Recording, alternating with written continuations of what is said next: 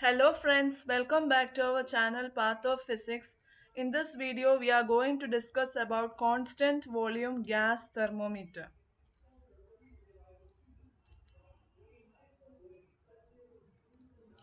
A constant volume gas thermometer is a type of gas thermometer in which the volume of the gas is kept constant while its pressure is determined to measure temperature.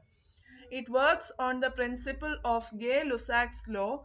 This law states that the pressure of the gas held at constant volume is directly proportional to its temperature in Kelvin. That is, P is proportional to T at constant volume.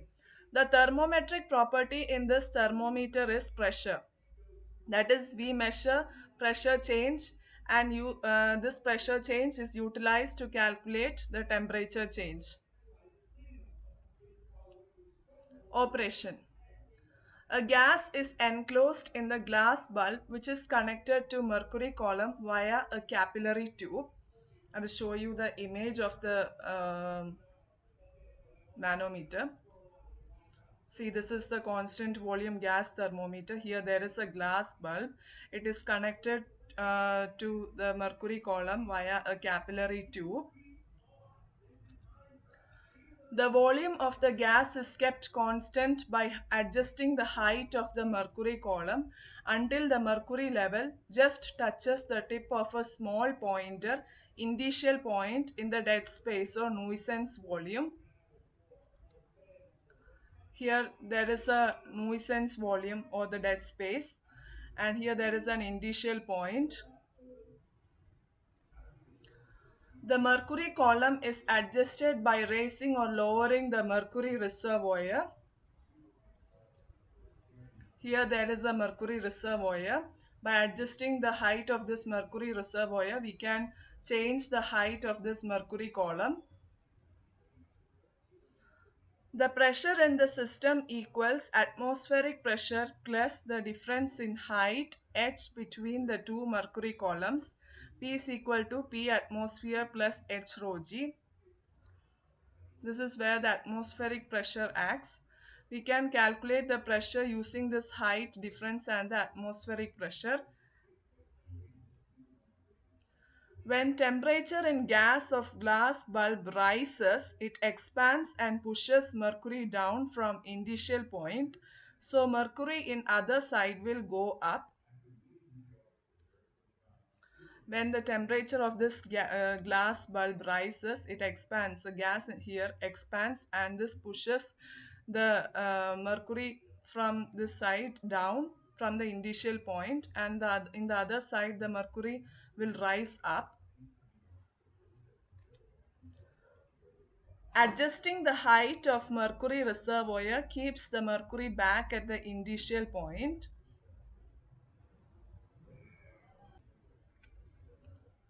Adjusting this mercury reservoir's height will bring back this mercury at the initial point. So from this we can calculate the height difference. Now measuring the height difference h and substituting in the above equation gives pressure.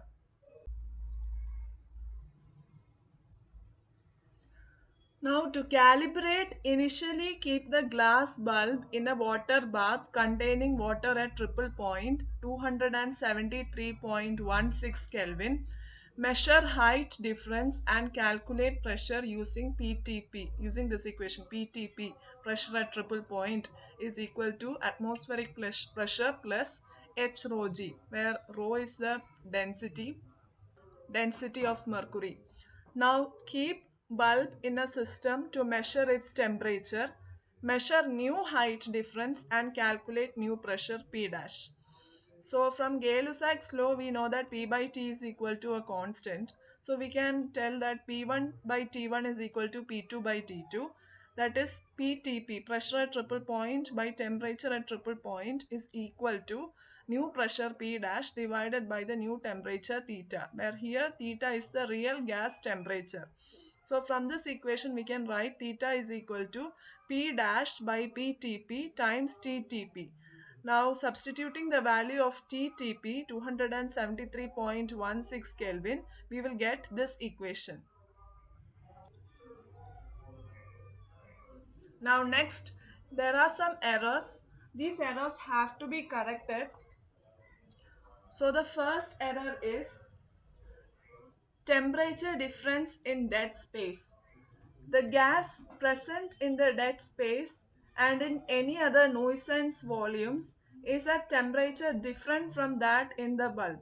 So in order to correct this, minimize dead space, apply temperature corrections based on volume and thermal gradient.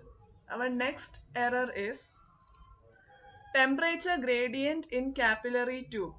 The gas in the capillary tube connecting the bulb to the manometer may not be at uniform temperature, introducing a gradient that affects the pressure measurement. So in order to correct this, thermally insulate or calibrate the capillary, keep ambient temperatures stable. Third error is thermal expansion components. The bulb, capillary and nuisance volumes expand or contract with temperature and pressure changes, altering the actual gas volume and violating the assumption of constant volume. So, in order to correct this, use materials with low thermal expansion, calibrate for volume change. Fourth error is pressure gradient in narrow capillaries. When the diameter of the capillary is comparable to the main free path of the gas molecules, a pressure gradient can exist along the tube, causing deviation from ideal pressure readings. So, to correct this, use wider capillaries, apply Knudsen correction if needed. Next, fifth error is gas adsorption on surfaces. Some gas molecules are adsorbed onto the inner walls of the bulb and capillary. This adsorption increases at lower temperatures and reduces the effective amount of free gas. So to correct this, use inert materials, precondition the system, consider adsorption corrections.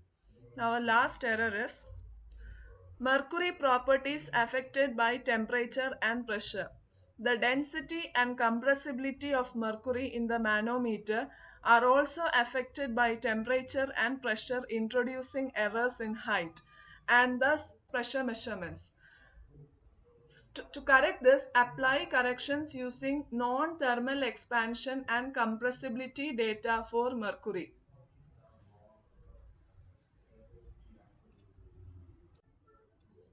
Next, experiment to measure ideal gas temperature at normal boiling point NBP of water, the steam point. The ideal gas temperature is found using a constant volume gas thermometer because it directly applies the ideal gas law under controlled conditions, allowing precise and fundamental measurement of temperature.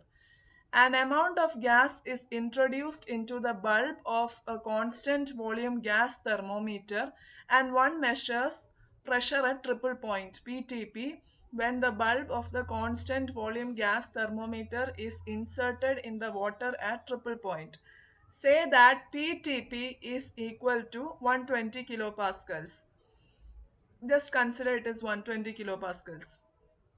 Surround the bulb with steam at standard atmospheric pressure.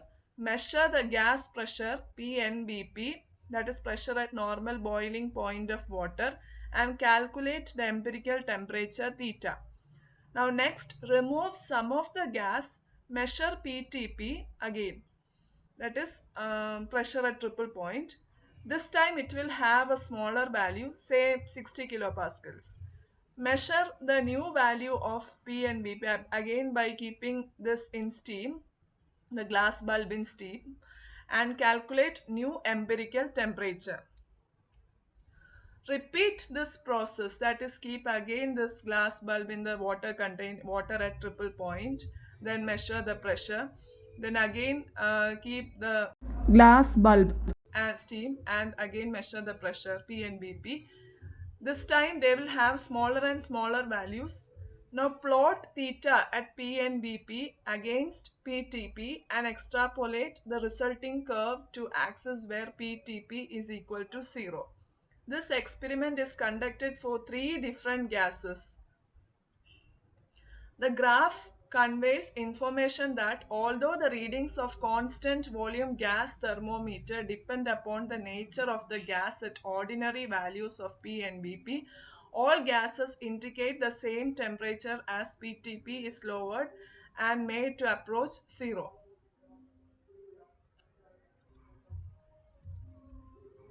See, this is the graph of three different gases, and three different gases at normal pressures, that is at PTP, P and BP, at normal pressure at boiling point.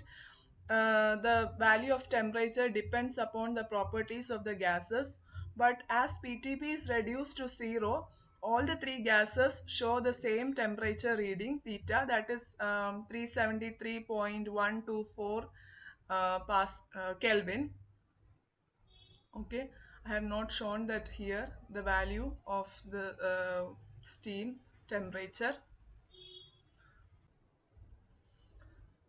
So hence the ideal gas temperature T by the equation is T is equal to 273.16 Kelvin as limit PTP tends to 0, P and BP divided by PTP at constant volume. This is the equation for the ideal gas temperature. So in this video we have learned about constant volume gas thermometer, its structure, how to use it. Then we have designed an experiment to measure the ideal gas temperature. So that's all for today. Thank you.